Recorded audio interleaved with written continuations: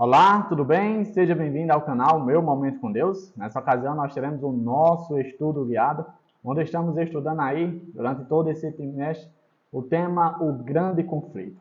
Durante toda essa semana estamos meditando num assunto chamado Em Defesa da Verdade, e hoje nós teremos um novo tema, para assim podermos meditar, refletir e fazer algumas aplicações para a nossa vida. Antes de conhecermos qual será o tema de hoje, eu quero convidar você a fechar seus olhos para orar junto comigo. Vamos orar então? Senhor Deus, estás nos céus, obrigado por mais uma oportunidade de poder meditar na tua santa palavra, que nessa ocasião nós possamos ser impressionados pela mesma. Que o teu santo bom Espírito nos ensine ela, Pai. Perdoa os nossos pecados. A tua paz, em nome de Jesus Cristo. Amém. Pois muito bem, segunda-feira, o tema do nosso estudo de hoje é A Luz Vence a Escuridão. Vou apresentar aqui alguns contextos bíblicos. O primeiro, eu vou pedir para que vocês leiam aí na casa de vocês, que é o livro de Judas. O livro de Judas tem apenas um capítulo. Vocês podem ler todo o contexto dele, que tem ali informações bastante pertinentes, a qual nós vamos comentar um pouco sobre elas, porque eu fiz algumas anotações em respeito a esse texto.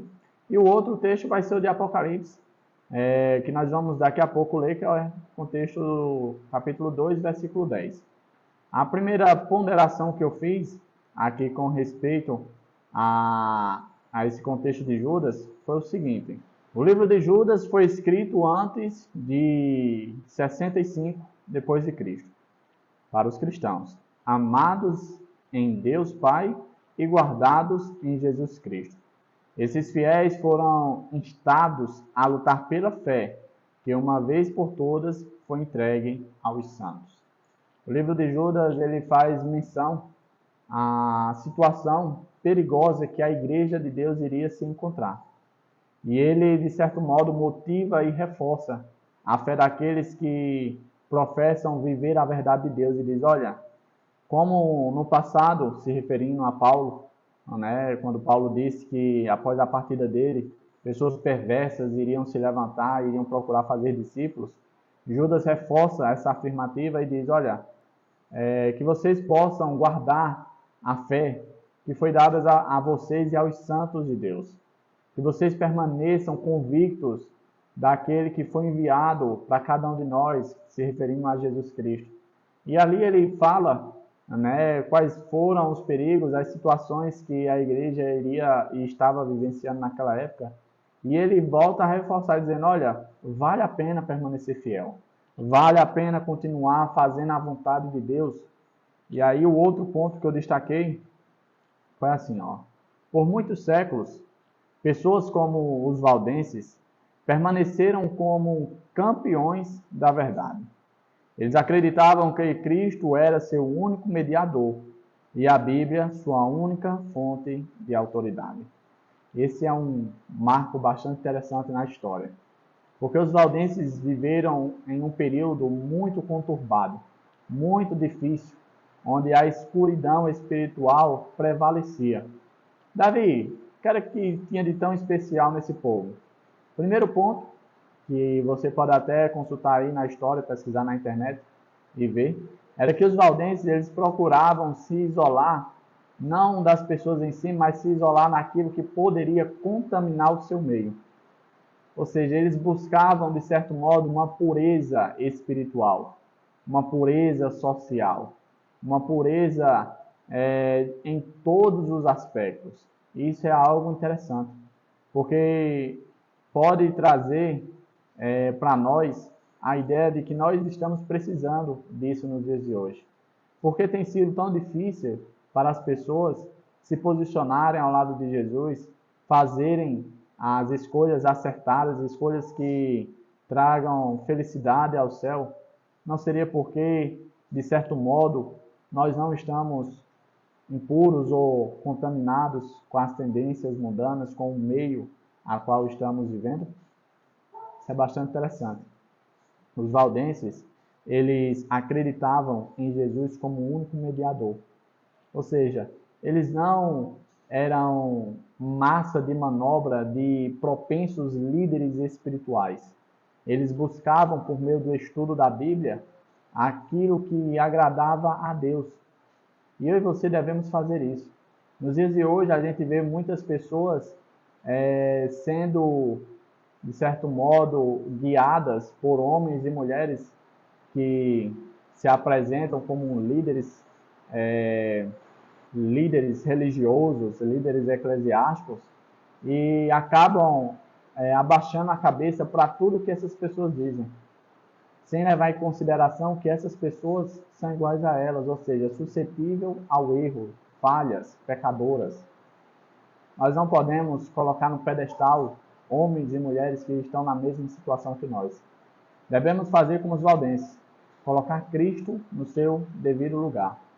Eles faziam uso da palavra, e naquela época a palavra de Deus era algo altamente restrito.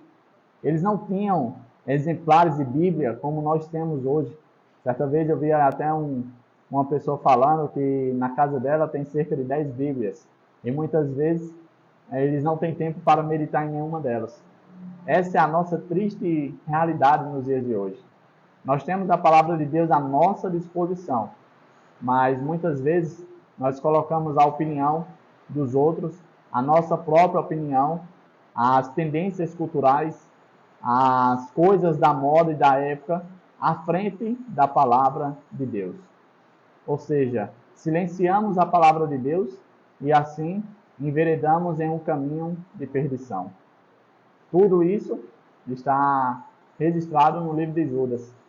As ameaças e situações adversas que eles estavam vivendo naquela época, como também nos séculos vindouros.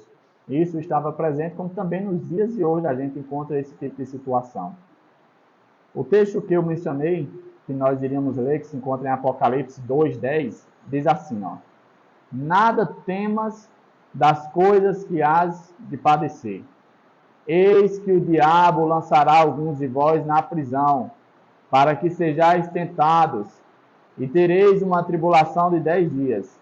Sê fiel até a morte, e dar-te-ei a coroa da vida.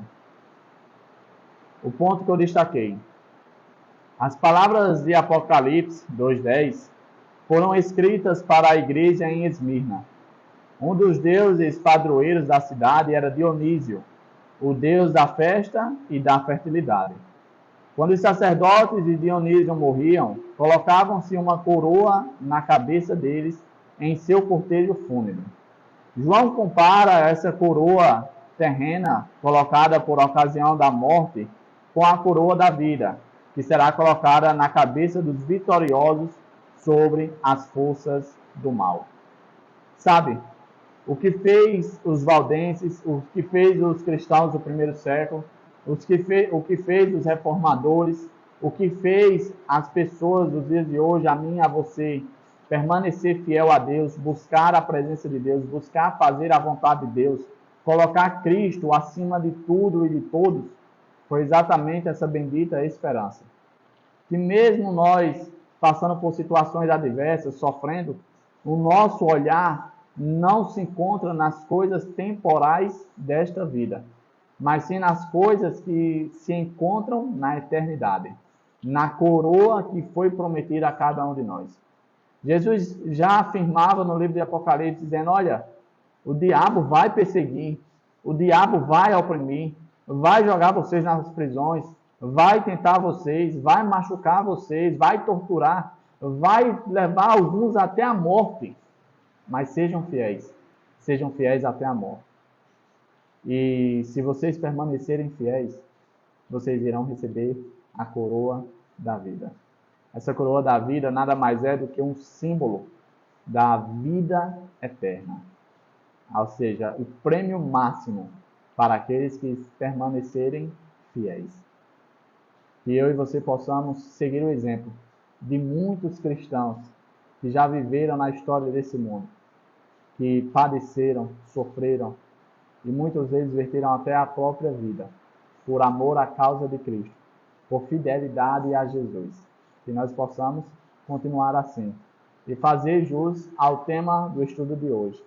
A luz vence a escuridão. Não existe treva no mundo que possa subjugar a luz de Cristo resplandecida nos seus fiéis.